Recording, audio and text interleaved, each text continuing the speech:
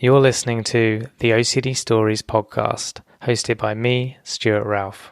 The OCD Stories is a podcast dedicated to raising awareness and understanding around obsessive-compulsive symptoms. I do this through interviewing inspired therapists, psychologists, and people who have experienced OCD. Welcome to the OCD Stories. And welcome to episode 418 of the podcast. And in this one, I got back on many-time guest, Dr. Steven Phillipson.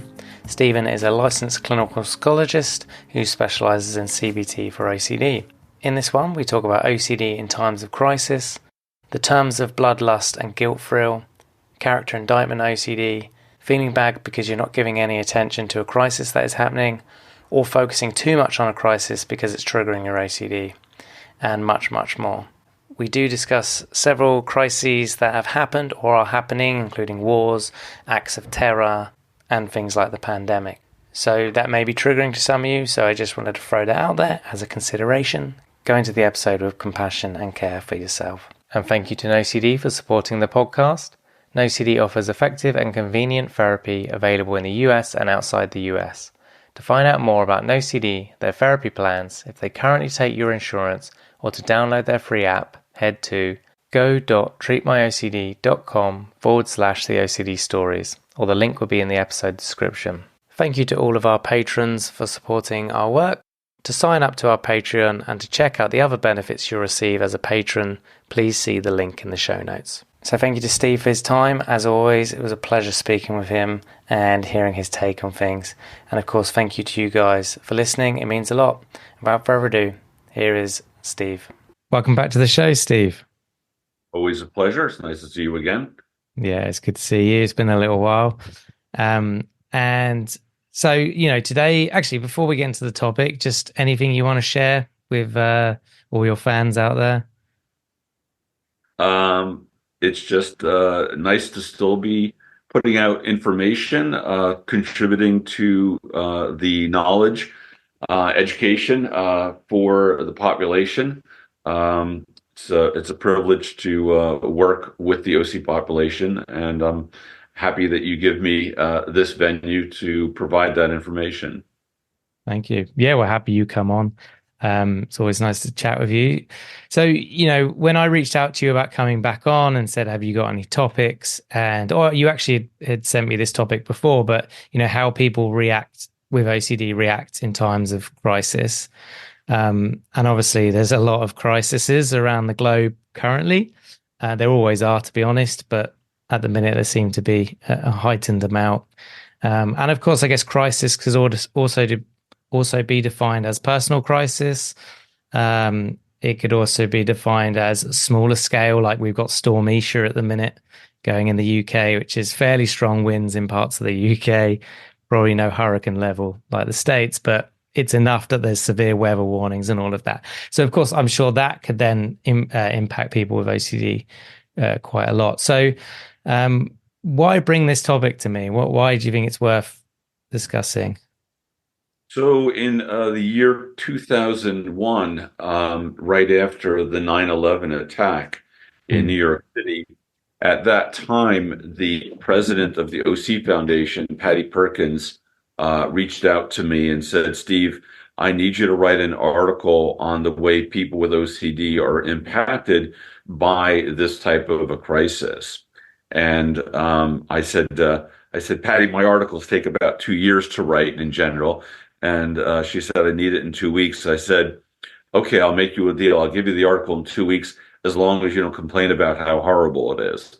So anyone wants to see the original writings from 2000, 2001 as a rush article, it's on my website, ocdonline.com, and it's called OCD's Reaction to 9/11. What occurred that day, I found very interesting. I actually had 2 patients that morning who ended up being in the building. I'm happy to say that neither of them were harmed. And then for the rest of that day after the attack, the entire city shut down. I was not able to actually go home because all bridges and tunnels were closed. So I was sort of a prisoner in my office. And so I actually ended up seeing 4 patients that day into the evening until I was able to leave and get home. And of the four patients that came in that day, three of them didn't even mention that the attack had occurred. And obviously, if you're in New York City, it's certainly the biggest thing that's ever happened. Mm. And that these three patients didn't bring it up, it just reminded me of how incredibly powerful the OCD brain is able to create a emotional gravity around the sufferer's topic, and that the gravity around New York City for non-OCD sufferers was tremendous, and there was tremendous distress on all civilians, meaning those persons who don't have OCD.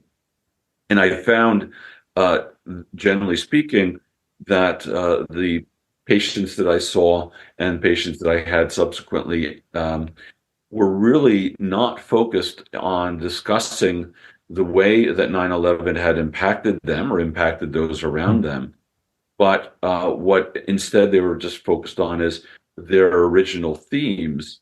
One phenomena I noticed was that the deeper into treatment success that these patients had, that the more they would tend to be interested in discussing the impact of this situation, on their lives.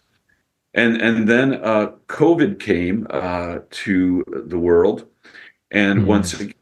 again, the non-OCD population became extremely distressed. Um, People were leaving packages on their doorstep for weeks on end. People were double masking. People were using surgical gloves. The civilian population once again reacted with a tremendous amount of concern and distress. And my friends would ask me, "Oh boy, Steve, your practice must be blowing up with all of these OCD patients, concerned about contracting COVID through, microscopic means." And once again, the same phenomena occurred where my OCD population was not impacted whatsoever in terms of them behaving any differently or behaving with any greater degree of concern. And, once again, I attribute that to the idea that, if a person is completely biologically captivated by an emotional energy to figure out whether they're gay or figure out whether they're going to harm their children tonight, that the events that were going on around the world were not really impacting them with a Mm. great deal of excess concern whatsoever. With 9/11, the civilian population, reacted to low-flying planes, reacted to any white powder. I'm not sure if you recall, if you're even old Ah, enough, but anthrax. yeah, Yeah. exactly right. 9/11, there was a at least national concern about anthrax being mailed to certain recipients, and so once again, the non-clinical population became very distressed by their safety, and once again, it seemed persons with OCD were really not that impacted Mm. by that situation. And even now with the crisis in Israel and Gaza, there was a great deal of political division over that topic, and yet persons with OCD, once again, will tend to remain focused on their particular theme. Um, it really goes to show, in terms of understanding OCD, just exactly how kind of biologically driven the condition is. That I Mm. always refer to OCD as an energy which seeks a face.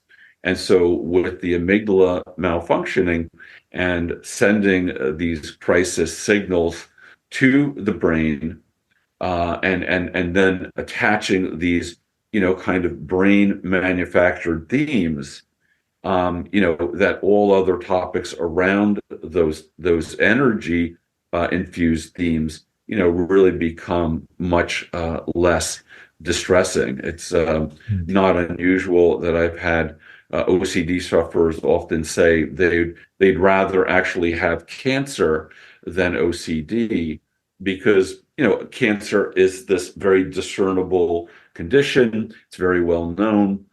But, to have a theme where you have intrusive thoughts about being disrespectful to God or maybe being a harm to a child, those themes are a lot less identifiable, and therefore, people, will tend to remain, quiet about it.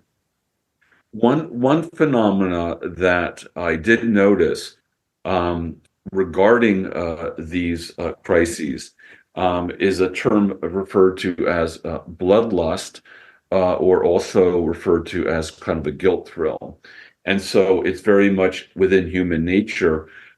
When the towers came down with 9/11, and they were giving the death toll, it was kind of natural for humans to think, oh, the number of deaths in the Twin Towers was below 3,000, and to experience almost a disappointment, like, oh, why couldn't it have been more of a catastrophe? Or, Mm-hmm. why couldn't more people die of COVID and really make it a horrific pandemic?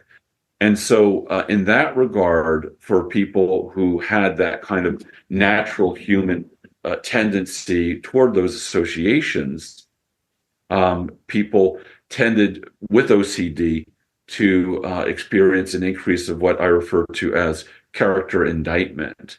And that's where a person's OCD takes on the form of kind of attacking a person's character, identity, and the brain kind of saying horrible things about the person because they experienced this, kind of increased fantasy about things being even worse than the situation, kind of was unfolding. And so, that I think is an important thing to understand that, it's kind of like why I'm not sure in England, but in America, if there's an accident completely off to the side of the road, everyone slows down to see if they can get a good Yeah. look at carnage. And that's once again kind of a human phenomena. Yeah. Have a certain curiosity or about morbidity. And so, yes, people with CD in that regard might have greater impact in terms of their brain pointing a finger at them and saying, this is an example of what a horrible person you are. Yeah, I think, well, I'm sure you have a term similar or the same, but we call it rubbernecking. So when people are trying, do you use the same? Yes. Yeah. Yeah, yeah, You turn your head to the side to have a look. yeah. It's interesting because um, a lot of people with OCD, because they tend to be so preoccupied on their particular theme, uh, those around them and the sufferers themselves grapple with the question about, does this mean I'm selfish? Here I am, completely focused in my own little bubble around the topic, and things around me don't really seem to be that significant.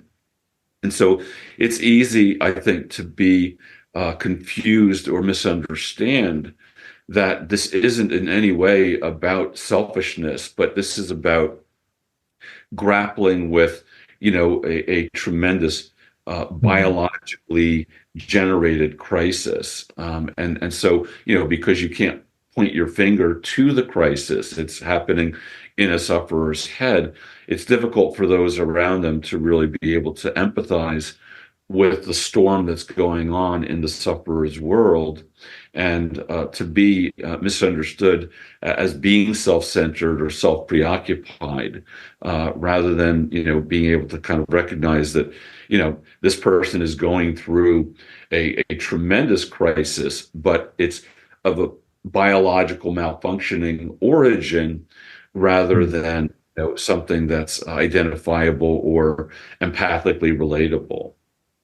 Yeah, that makes sense. And I think, yeah, so there's obviously in times of crisis, I'm almost not even thinking about the crisis because it doesn't, I'm so preoccupied with my current theme and worry that it's maybe sad that that's happening, but it's not triggering me because it's completely irrelevant.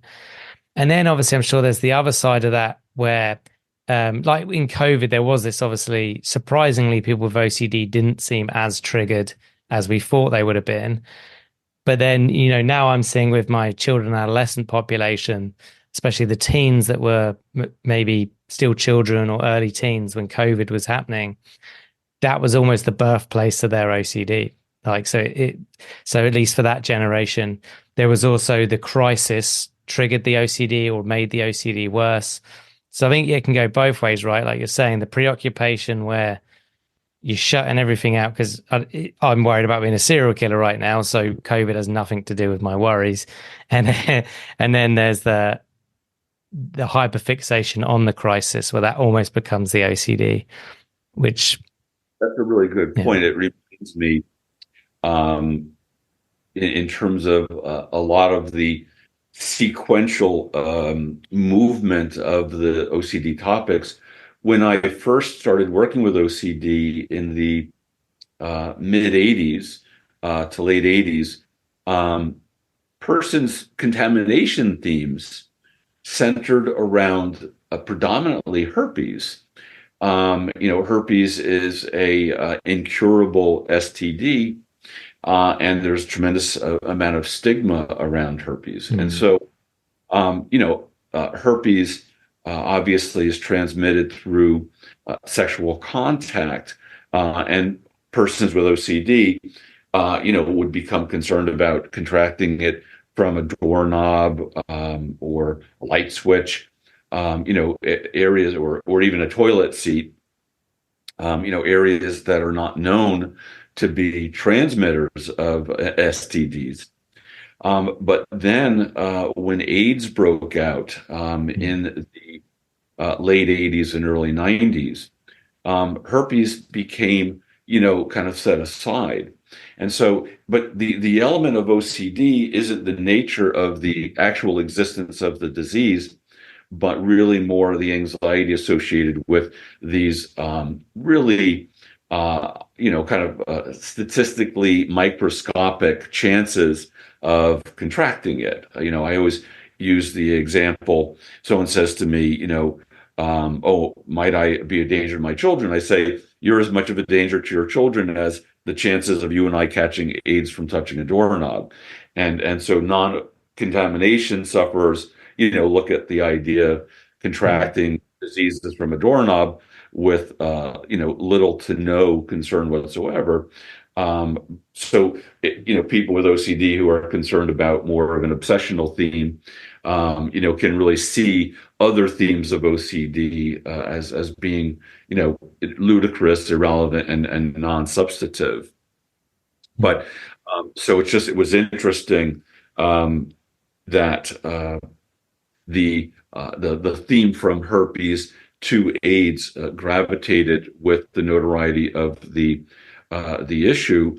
But once again, the OCD element, wasn't around contracting it through unprotected sexual contact, but once again, through these kind of microscopic, improbable situations and surfaces.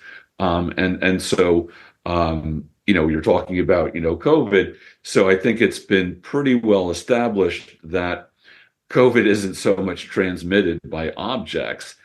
When it first broke, Yeah. every every surface needed to be Oh, cleansed with really? chlorine, and some people were leaving packages on their front porch for Yeah. a week to give COVID a chance to kind of die out. Yeah. Uh, but I think that sure now that I'm not sure in England, but here, like many people I know when they get sick aren't even testing anymore because they look at it like, oh, it's just another kind of form of a flu, and we don't go wacky testing if we have the flu or not. So a lot of people are not testing. But I think that the point you made is a really valuable one that that COVID now may become a theme of OCD, once again, in terms of these irrational behaviors centered around this kind of high priority to avoid contracting it, as if, from the early days, where it had perhaps either more potency or just Mm. more hysteria, once again, within the non-clinical population. Yeah. Uh, so the people who didn't have contamination as a theme were the patients who would come into my office during COVID, and we would meet in my office, and neither of us would wear a mask. We would keep an appropriate distance, Mhm. but these people were like amongst the smaller group of the population that was just not seeing COVID as a substantive risk. Yeah, well, that's it. And most of my clients that young clients that got triggered during COVID and was about COVID, they no longer, as far as I can tell, worry or care about COVID now. It's morphed onto something else, as OCD does. Um, if I heard you correctly, you said when 9/11 happened, you had the two clients that were in the towers came in that day. Is that? Um, I had two patients. I started at 6 in the morning. Oh, okay. I had two patients that actually went to work after I'd seen them Oh, okay. in a 7 a.m. appointment.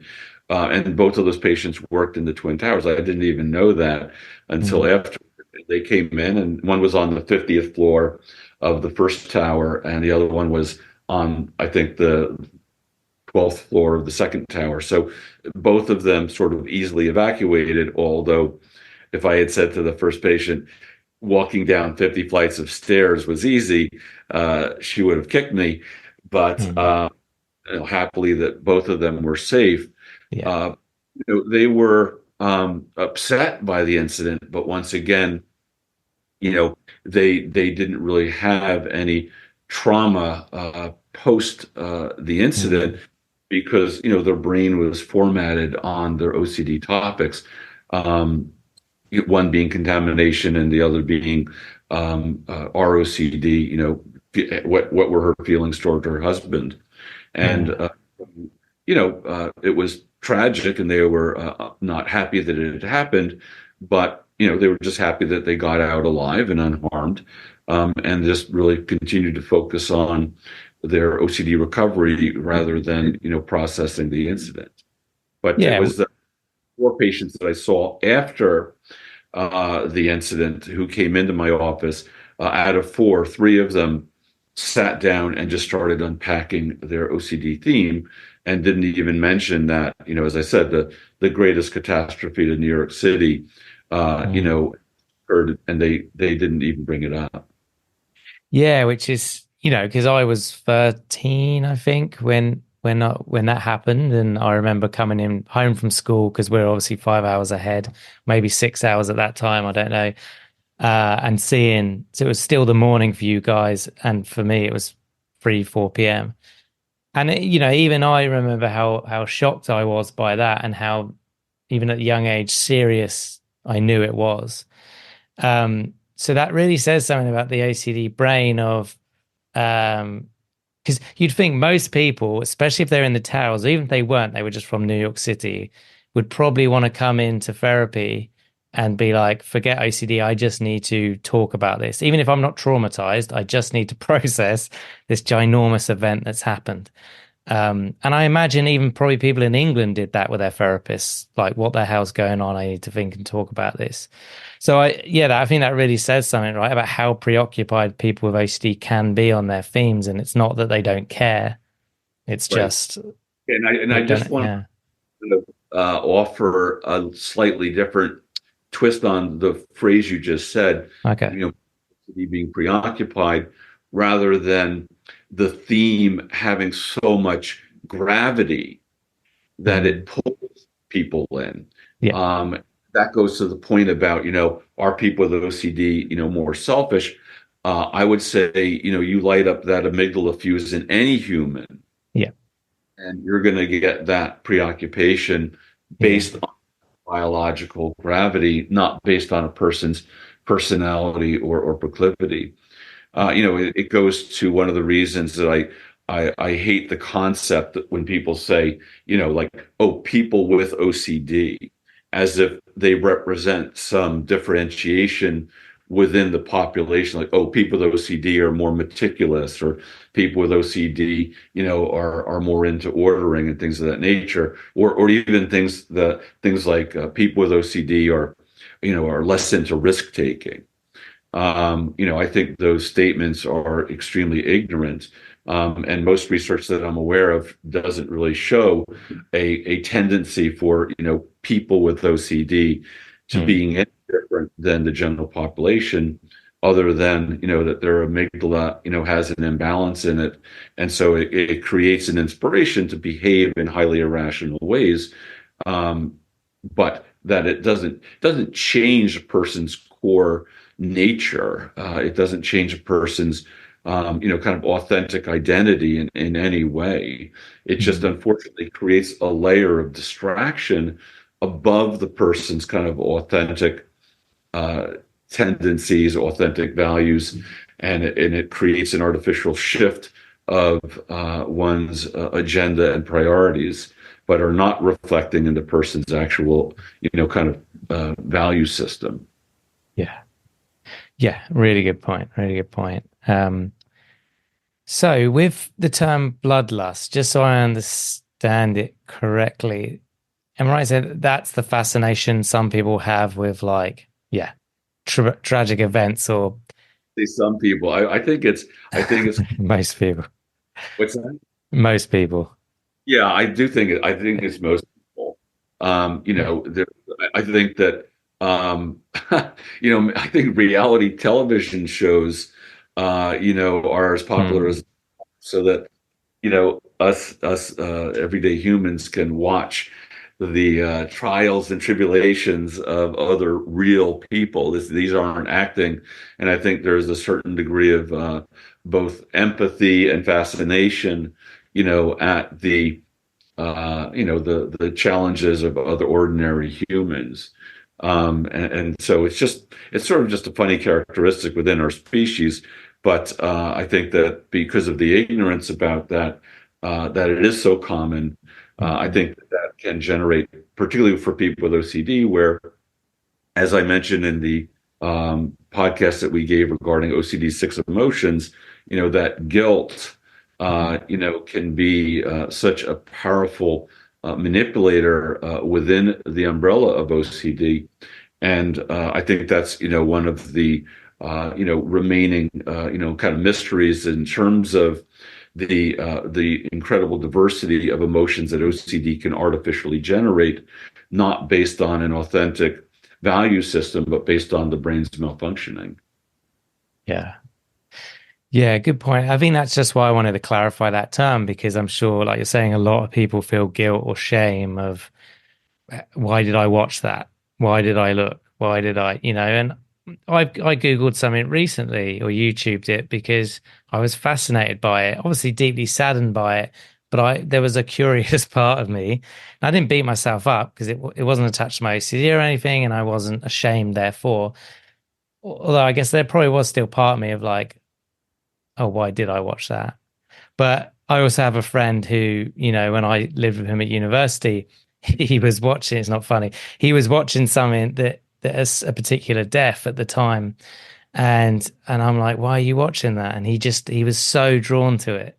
But for him, he has got he will openly, yeah, there's some people that really are drawn to horror and the darker things in life. But again, there was no shame for him. He was just like, I don't know where I'm going with this, but I mean, it's varying degrees of it, but it's also natural, I guess is what I'm trying to say. Right. I mean, one of the recent, tragic events, in terms of some of the videos of the atrocities that were Mm. committed in Israel, and some of these videos are released, and a number of people, said, "Oh, I watched it, and now I regret watching it," and I'm very peaceful to say that, oh, I knew right away I would never ever watch those videos because my brain has unfortunately a bit of a hyper empathy component to it in terms of if I see pain in others, my brain reacts to it as if it's almost kind of like happening to me, or I'm hyper tuned into the horror that someone else is kind of going through. Yeah. Um, so, many people are watching these videos and I think being somewhat traumatized by it. Our brain can be overwhelmed by certain images. Um, like my brain after 9/11, there was this one particular person who was trying to climb out of a window with sheets that he had tied together, and he lost his hold and fell. And I still see that tape in my head of Mm. that losing his grip from those sheets and falling to his death. So, the idea of like being fascinated by these videos, I've got no judgment of someone like your friend who has a tremendous fascination with that material. And if he has a much thicker emotional skin than I do, then okay, good for him. But Mm.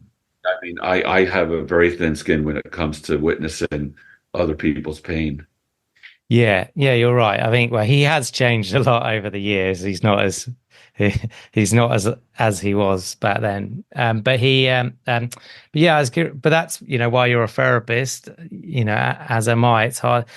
I've always said, like, openly on this podcast, I rarely watch the news, just Yeah. because it's not going to change how I live day to day. It's not going to stop me on my mission to help people. I'm not going to, like, there's nothing really it's going to benefit me. There's some stuff that might help, like if a storm's coming, I need to know that. But again, my watch will update me and tell me that. I don't need to watch the news.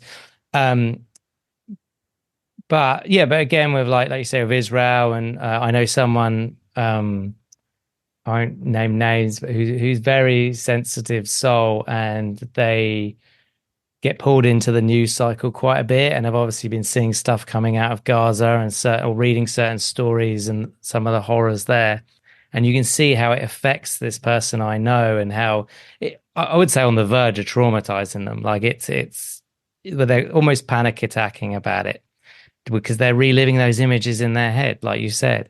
So I think you really need to know yourself and be careful with what you consume, whether you have OCD or not, but especially if you have OCD.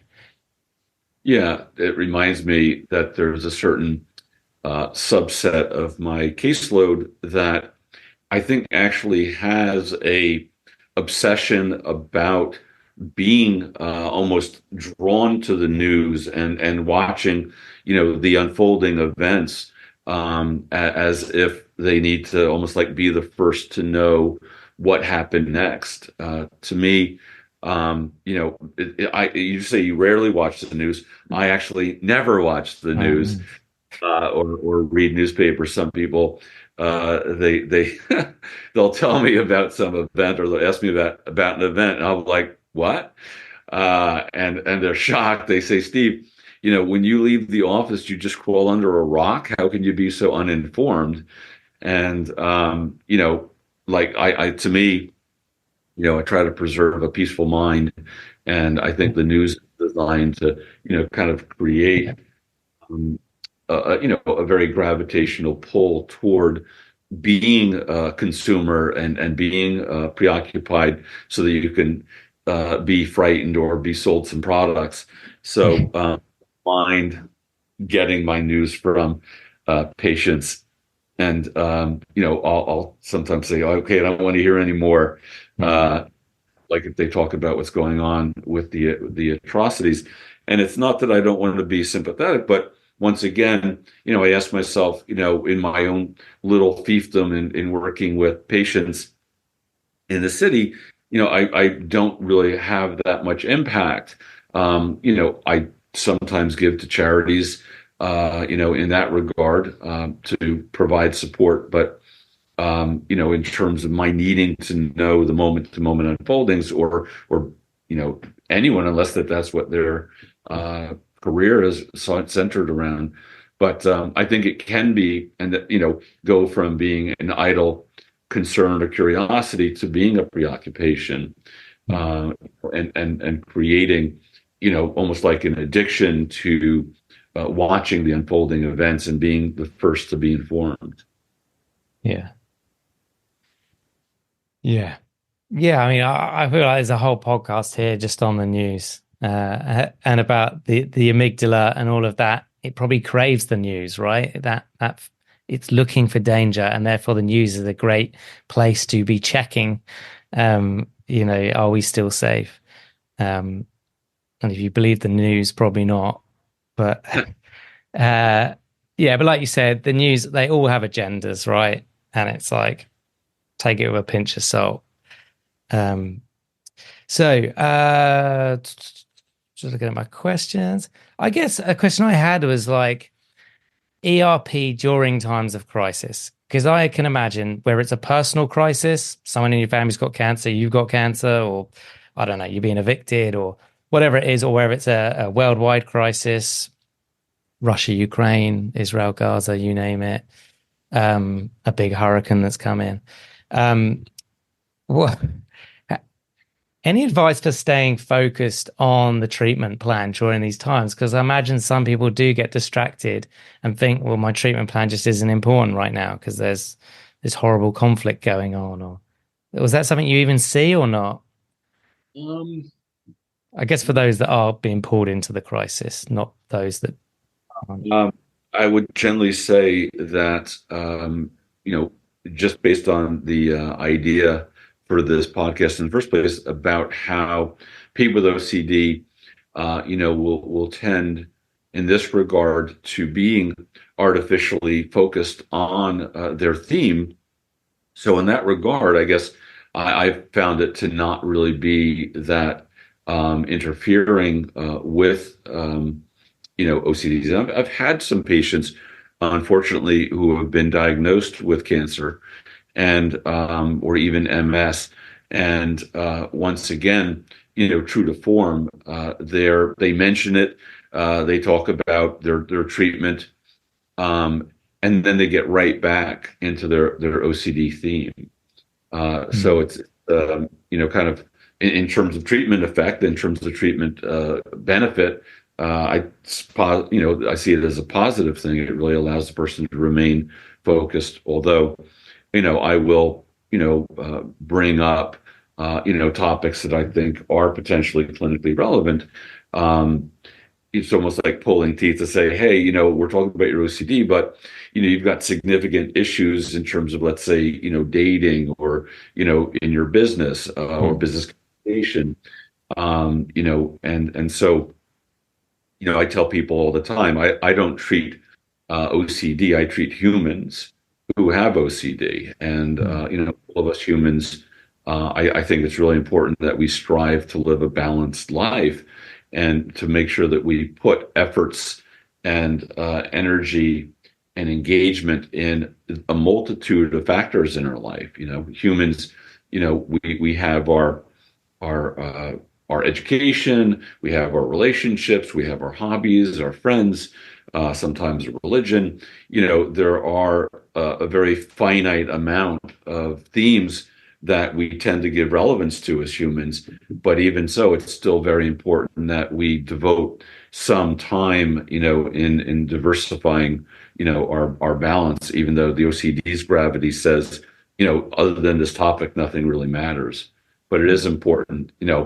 One of the things that I'm always telling patients is more important than any medicine or any behavior therapy is that you live a balanced life, that you have topics to attend to, that you give relevance to, rather than just being kind of preoccupied.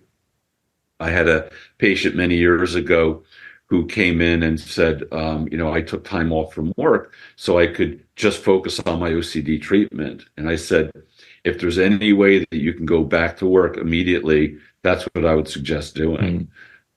Mm. Because I think it's so important that, a person have that balance and have those various focuses to give attention and time to, so that, the OCD brain, has such a gravitational pull toward that topic. It's so important that we, kind of artificially push away from giving in to that gravity, and that we devote chosen time to other aspects of life, even though we're not inspired. Yeah.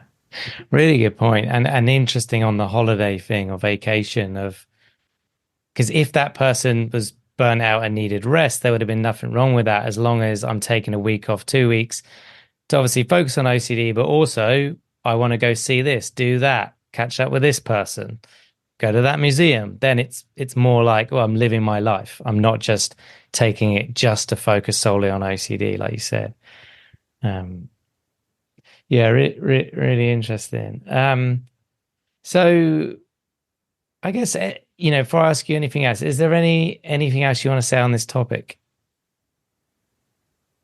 No, I just wanted to make the point most importantly that people don't interpret the lack of diverse focus or interest going around them as an example of selfishness. I think that's really a really primary point, that for Mm. those around them who are just like, you don't seem to care about X, Y, and Z, or the person themselves, to be able to, kind of be focused on making sure that their children are safe rather than, kind of being attuned to the circumstances around them, that it's not about selfishness. It's about natural brain activity. As it, if you're in a dark room with a poisonous snake crawling around, you're not going to be thinking about what you're cooking for dinner that night.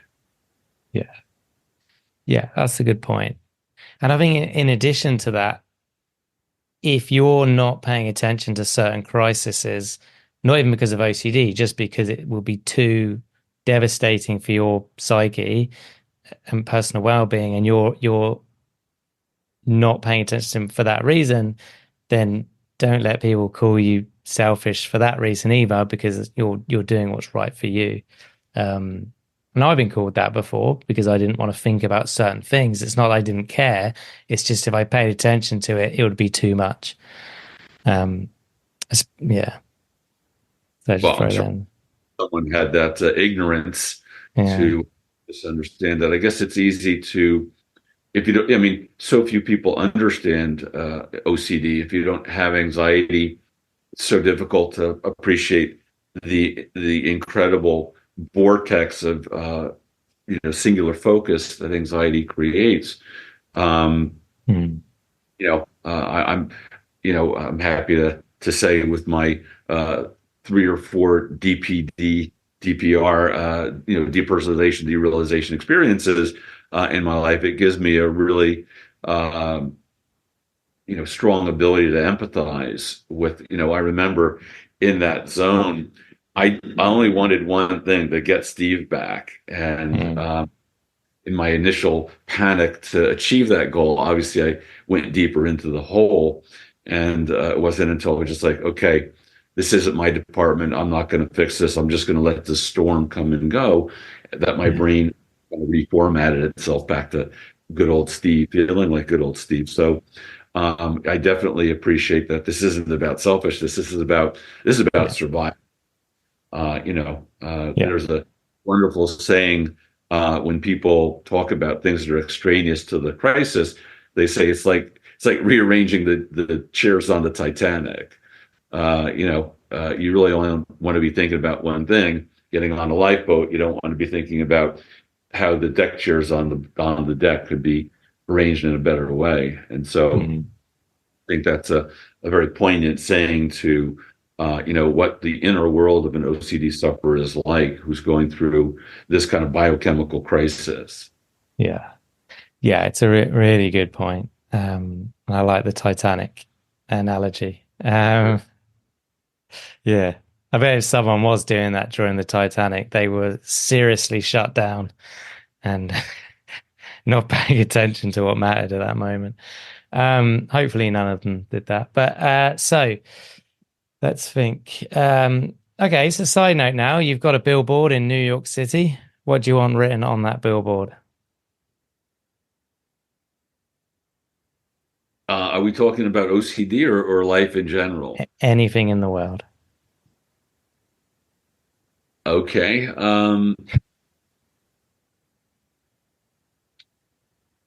Yeah, I would say, we're all human, and no human is better or worse than another. Therefore, let's not look to elevate ourselves above others. Let's look to have compassion for the universality of being human and the challenges of being human. It's funny, I'm a sailor, and when one sailor meets another, whether on the water or on land, immediately there's sort of a brotherhood because sailing is universally a difficult sport because if you're a long time sailor, you've gotten into difficult situations and you've appreciated being assisted by another boater. And so being human is kind of like being a sailor. Only people don't talk about it so much that we all, have challenges. We all have sufferings. We're all, defective. And so Mm. the billboard would say we're all human. Let's accept each other's equality. Yeah, I like that. Nice way to end. Well, thank you so much for coming on and talking with me again and on this topic in particular. Welcome. I'm glad we were able to meet on this topic. I hope it enlightens those who have OCD and enlightens those who know of OCD sufferers. Thank you for listening to this week's podcast. And thank you to our Patreons who helped make this episode possible. And if you would like to find out more about Patreon and the rewards and benefits, then there will be a link in the episode description. If you enjoy the OCD Stories podcast and would like to support us with a one-time tip/donation, please go to theocdstories.com/support. All tips, no matter how large or small, are greatly appreciated. Please subscribe and rate the show wherever you listen to the podcast. And thank you to NoCD for supporting our work. And if you want to find out more about NoCD, head to go.treatmyocd.com/theOCD stories or click the link in the episode description. And quick disclaimer, guys, this podcast is not therapy. It is not a replacement for therapy. Please seek treatment from a trained professional. And until we speak, take care.